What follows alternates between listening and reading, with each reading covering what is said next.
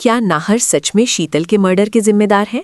Hospital में लगी आग के बाद पुलिस ने नाहर को गिरफ्तार कर लिया है, लेकिन रूही अभी भी उन पे भरोसा करती है। क्या अगले एपिसोड में नाहर की बेगुनाही साबित होगी या फिर सच कुछ और ही निकलेगा? देखते हैं मनसुंदर के अगले ट्विस्ट में क्या होगा।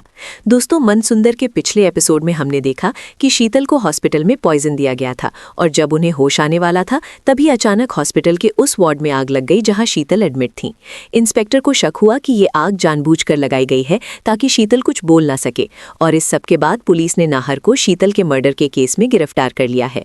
अब अगले एपिसोड में सबसे पहली बात ये होगी कि रूही बिल्कुल टूट जाएगी। उसने नाहर पर पूरा भरोसा किया था और वो जानती है कि नाहर कभी ऐसा नहीं कर सकते, लेकिन पुलिस के पास एविडेंस है, वो पॉइजन की बोतल जिसकी लिड पर रूही के फिंगरप्रिंट्स हैं, और अब हॉस्पिटल में लगी आग के वक्त नाहर का वार्ड के पास होना। इंस्पेक्टर रूही को भी दोबारा इंटेरोगेट करेंगे क्योंकि उन्हें लगता है कि शायद नाहर और रूही ने मिलकर ये सब किया है। दूसरी तरफ बिट्टू अपनी मां शीतल को खो चुका है और वो बिल्कुल टूट गया है। नाहर को गिरफ्तार होते देखकर बिट्टू कंफ्यूज हो जाएगा कि उसके पापा को पुलिस क्यों ले जा रही है। रूही को बिट्टू को संभालना पड़ेगा और उसे ये समझाना पड़ेगा कि सब ठीक हो जाएगा, जबकि खुद रूही के पास कोई जवाब नहीं है। अब सबसे बड़ी मिस्ट्री ये है कि अगर नाहर और रूही दोनों ने ये नहीं किया तो असली मुजरिम कौन है। एपिसोड में एक नया ट्विस्ट आ सकता है जहां किसी और कैरेक्टर पर शक पड़ेगा। रोमिल जी का बिहेवियर थोड़ा अजीब था पिछले एपिसोड में। वो अवनी की इतनी फिक्र कर रहे थे, लेकिन शीतल के बारे में उनका रिएक्शन नेचुरल नहीं लग रहा था। क्या रोमिल का इस सब में कोई हाथ हो सकता है?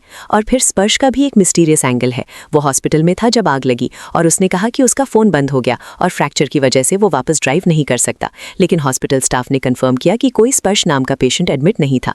तो स्पर्श उस टाइम हॉस्पिटल में कर क्या रहा था? क्या वो शीतल के वार्ड के पास था जब आग लगी? इंस्पेक्टर अब पूरी तरह से इन्वेस्टिगेशन को सीरियस ले रहे हैं। वो हर किसी को इंटेरोगेट करेंगे, घर के सभी मेंबर्स को। दादी जी को भी सवालों का सामना करना पड़ेगा क्योंकि उन्होंने ही वो पॉइजन रूही को दी थी। लेकिन दादी जी का मकसद क्या था? क्या वो सच में शीतल को मारना चाहती थी या फिर कुछ और प्लान था?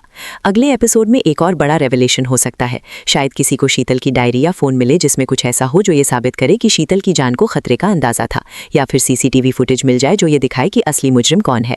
हॉस्पिटल के सिक्योरिटी कैमराज में जरूर कुछ रिकॉर्डेड होगा जो पुलिस की मदद कर सके। रूही अपने पति नाहर को बचाने के लिए कुछ भी करने को तैयार है। वो खुद इन्वेस्टिगेशन करती नजर आ सकती है और सबसे सवाल पूछेगी। लेकिन अगर सच कुछ और निकला तो? अगर रूही को पता चले कि नाहर सच में इन्वॉल्व थे तो क्या वो फिर भी उनका साथ देगी? ये रूही की सबसे बड़ी परीक्षा होगी। फैमिली में अब बहुत टेंशन है। एक तरफ नाहर गिरफ्तार है, दूसरी तरफ बिट्टू अपनी मां को खो चुका है, और तीसरी तरफ असली मुजरिम अब भी घर में घूम रहा है। अगले एपिसोड में ये सब कैसे अनफोल्ड होगा ये देखना बहुत इंटरेस्टिंग होगा।